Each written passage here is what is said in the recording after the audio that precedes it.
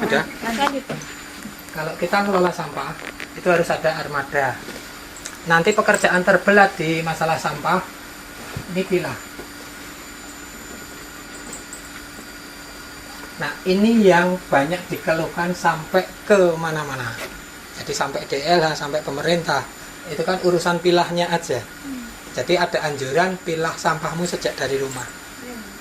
Nah, untuk masalah pilah, kalau di sini saya bagi jadi 4. Yang pertama organik, kompos. Nah, organik kompos ini yang kategorinya organik tapi 2 hari tidak membusuk. Itu kayak sampah taman, daun, ranting, dan segala macam. Yang kedua adalah organik busuk. Ini yang 2 hari. Secara prinsip 2 hari membusuk. Ini yang menyebabkan bau. Ini yang menyebabkan masalah banyak orang nggak mau milah. Setelah 2 hari dia membusuk, jadi bau, jadi becek dan segala macam. Yang ketiga pilihnya rosok. Nah, kategori rosok ini kan banyak banget. Kita sampai plastik daun, plastik kresek itu kita laku. Bahkan sampai yang namanya aluminium foil. Jadi plastik-plastik yang bekas snack atau apa gitu kan, yang dipakai perusahaan-perusahaan itu kan, sampai kayak gitu kita bisa ngolah. Itu ada nilai uangnya, walaupun kecil, tapi yang mana pilah ini adalah milah apapun yang itu merupakan sumber-sumber uang. Itu urusannya link. Yang keempat residu. Residu ini kayak popok, kayak pampers, kayak kain, pembalut.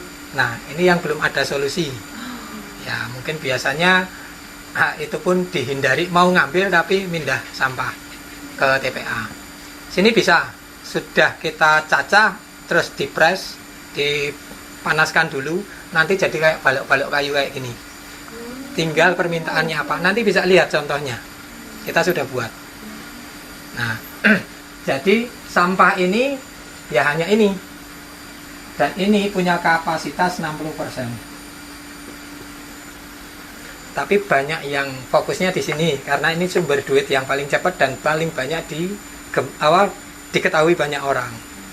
Nah, yang ini jadi masalah, banyak yang ditinggali. Nah, kalau kita bisa pilah kayak gini udah mending. Nah, paling enggak kalau namanya pengepul atau jasa pengangkut sampah, dia hanya konsen di sini.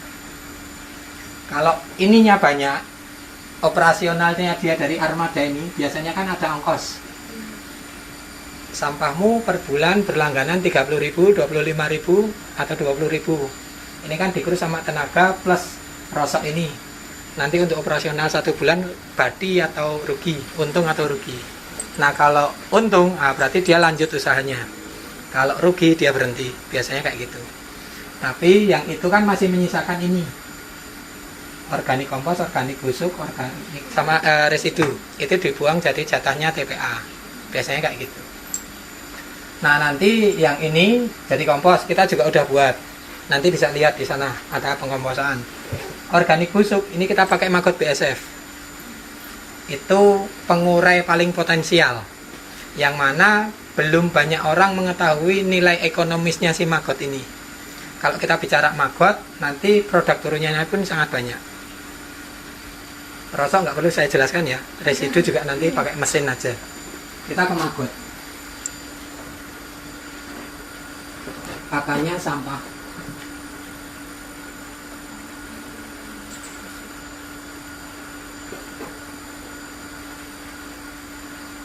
Sampah organik busuk. Nah, ini kalau bisa dengan produksi maggot, ini produk turunannya pakan ternak.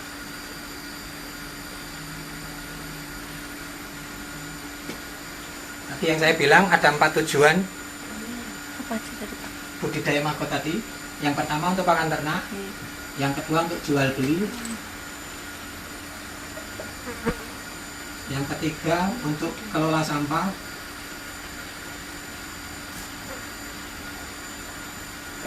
yang ketiga serapan anggaran.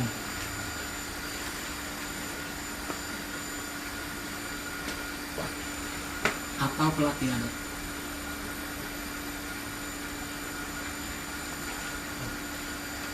Ini tujuan budidaya maggot. Tinggal jenengan mau pilih yang mana atau pilih semuanya. Pakan ternak udah jelas. Ini bisa untuk unggas,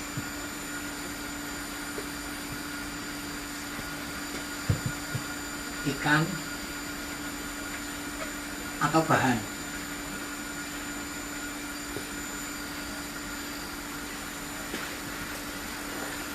Buat pakannya, unggas, ayam, bebek, mentok, sampai ke beberapa burung bisa. Ikan, baik ikan yang bersisik maupun enggak, nanti bisa. Tinggal nanti ada yang sekali metabolisme, ada yang 2 kali. Kalau yang 2 kali itu dikasih fresh aja nggak apa-apa. Kayak lele gitu kan, kasih fresh. Tapi kalau sekali metabolisme kayak kerapu, udang itu perlu dikeringkan sama ikan-ikan hias. Jadi dimatikan dulu maggotnya, baru bisa dicerna sama si ikan tadi. Nah, bahan-bahan tadi ya buat pengganti tepung ikan, dimana itu jadi bahan baku sumber protein untuk bikin pakan ternak BR. Nah nanti kalau sekarang kan pabrik-pabrik pakan itu kan pakainya tepung ikan sumber proteinnya. Nah ini bisa menggantikan dan ini punya nilai protein lebih tinggi. Kapan-kapan kita cerita yang kayak gitu. Jual beli jelas. Saya budidaya, jualan maggot, jualan telur, jualan prepupa. Mengelola sampah juga ini yang penting. Kalau kelola sampah ini yang dihitung adalah sampahmu berapa.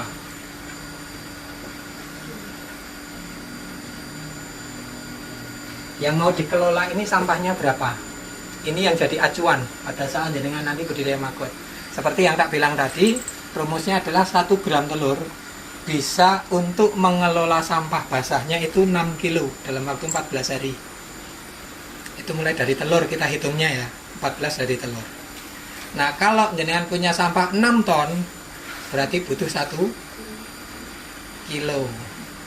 1 kilo telur kan 1000 gram ya. Tinggal nanti punya sampah berapa ya. Jelas serapan anggaran ya, ini birokrasi lah ya di pemerintah atau untuk pelatihan. Jadi kayak gini-gini itu kan, kalau yang berbayar itu kan juga jadi ladang usaha. Nah, mungkin kalau kita mengelola sampah lebih fokusnya ke ini. Kalau jenengan belum punya link untuk rosok ya nyari. Kalau ini lapak-lapak banyak yang bisa terima. Tinggal biasanya perbandingan harga. Di sana dibeli berapa, di sana beli berapa. Itu nanti tinggal jalin komunikasi aja. Kalau yang organik kompos mungkin ini apa ya? Tergantung lahan. Kalau jenengan punya lahan luas dan itu masih nganggur, tinggal bikin jugangan aja, jenengan taruh di situ nggak jadi masalah. Nah, yang organik busuk ini ya hanya bisa pakai maggot. Kalau untuk pakan ikan, untuk pakan nyun sewu, pakan babi atau apa itu kan ada batasannya juga, dan itu resikonya juga bau dan segala macam. Tapi kalau dengan maggot nanti jenengan tadi masuk di sana bau, tapi kan nggak begitu. Ada bau, tapi masih terukur. Hidung kita masih familiar lah, bukan busuk-busuk banget. Residu ya ini jadi pikiran kita bersama. Ya memang kalau untuk jadi apa terus dijual ini belum, tapi kita sudah buat, dan nanti tinggal cari pasarnya aja butuh berapa, yang dimau seperti apa, tinggal bikin moldingnya. Nah mungkin sekilas kalau kita cerita sampah nanti bisa dibawa ke Piungan, jenengan bisa pelajari ini. Yang paling penting adalah urusan ini, dipilah. Nah dipilah ini kalau mau enak silahkan berlakukan ke warga. Jadi pilah sampah sejak rumah. Itu nanti pengelolanya sedikit lebih enteng ngurusinnya. Tapi kalau warga juga belum mau memilah, ya jenengan yang milah atau si pengelola yang memilah. Kosnya dihitung daripada pendapatan ini. Kalau enggak BEP ya minta desa atau siapa yang untuk menyubsidi gitu kan, pemerintah gitu kan, subsidi untuk ngelola rosok. Saya pernah jalankan TPS 3R di Kelurahan Gosari bawah sini, itu dengan kapasitas 200 KK pelanggannya. lumayan sudah BEP dalam waktu 7 bulan. 7 bulan. Dari 3 karyawan jadi 7 karyawan. Operasional 11 juta per bulan. Itu sudah BEP. Kita baru main yang ini sama ini. Ini sama ini masih kita, yang ini kita, yang tadi gali lubang dikubur, apa namanya, program 4000 jugangan apa intinya dikasih ke jugangan, ke jurang gitu kan. Ini kan kalau ditanam di tanah nggak jadi masalah. Yang penting jangan ada plastiknya, atau semini mungkin ada plastiknya. Kemudian hari nggak ada masalah. Nah yang ini kita masih buang ke TPA. Tapi intensitasnya yang dulu mengelola 200 kakak itu seminggu 2 kali buang ke TPA. Setelah kita olah jadi 2 minggu sekali buang ke TPA. 1 kali buang 1 dam. Itu. Nah nanti tinggal jenengan diskusi lagi atau jenengan survei dulu di daerah Piungan itu seperti apa kondisinya. Terus nanti coba trialnya mulai dari 1 RT atau 1 pedukuhan. Oh iya. Tapi ini pekerjaannya ini. Itu dulu Pak. Ya. Ya. Kalau kita di sini sudah menerapkan kerjasama itu ada yang berbayar, ada yang gratis. Bayarnya? Berbayar ya dia buang sampah kita ambil dengan kesepakatan berapa ribu sebulan. Kalau kita hotel juga ada itu 500.000 per bulan, tapi sampahnya pure, dia nggak milah. Cuma kita edukasi juga, kita pilahnya cuma jadi 2, basah sama kering. Jadi yang sampah dapur itu kita sediakan ember supaya buangnya bukan buang, taruhlah sampahmu pada tempatnya, bukan buanglah. Naruhnya itu di ember, jadi udah nggak nyampurin sama sampah yang lain. Jadi kayak rosok-rosoknya itu juga kering, plastiknya juga kering. Yang lain juga gitu. Nah yang gratis, yang penting dipilah. Kalau sudah dipilah kita ambil. Pilahnya jadi 4 ini tadi. Minimal jadi 2, basah sama kering. Nah itu kita ambil gratis, dia nggak bayar. Tapi syaratnya harus dipilah. Kita kenanya di operasional armada. Nanti kita dapat rosoknya, kita udah nggak milah. Tapi kita juga masih dapat ininya loh, yang kita produksi. Ini duitnya gede Mbak. Nah nanti di maggot itu sebenarnya masih ada yang namanya kasgot, bekas maggot. Jadi organik busuk tadi kalau sudah diurai sama maggot itu kan ada semacam, bolehlah dibilang kotorannya maggot, walaupun itu bukan ya, itu sisa-sisa makanan yang sudah nggak ada airnya. Nah itu jadinya namanya kasgot. Kasgot. Bekas maggot. Bekas maggot. Ini super kompos. Super Kompos. Wow. Duit lagi. Jadi kalau ini saya jual 1 kilonya itu minim 2.000. Nanti bisa lihat contohnya. Nah itu. Jadi kalau berani ngelola sampah itu duit semua. Itu bisnis sepanjang masa. Karena ada sampah terus. Pandemi yang lain terganggu, kita eksis. Krismon tetap aja dengan produksi sampah. Pasti. Jadi 1 orang itu penelitiannya memproduksi sampah dalam sehari itu 0,5 kilo. Diteliti sendiri ya. Saya ngasih sampah berapa. Ya. Jadi kalau 1 keluarga ada 4 orang, berarti sehari dia memproduksi 4 kilo sampah. Dan itu setiap hari. Ada yang berani bisnis sampah? Besok ya, setelah lulus. Nah, itu mungkin yang bisa saya ceritakan sedikit.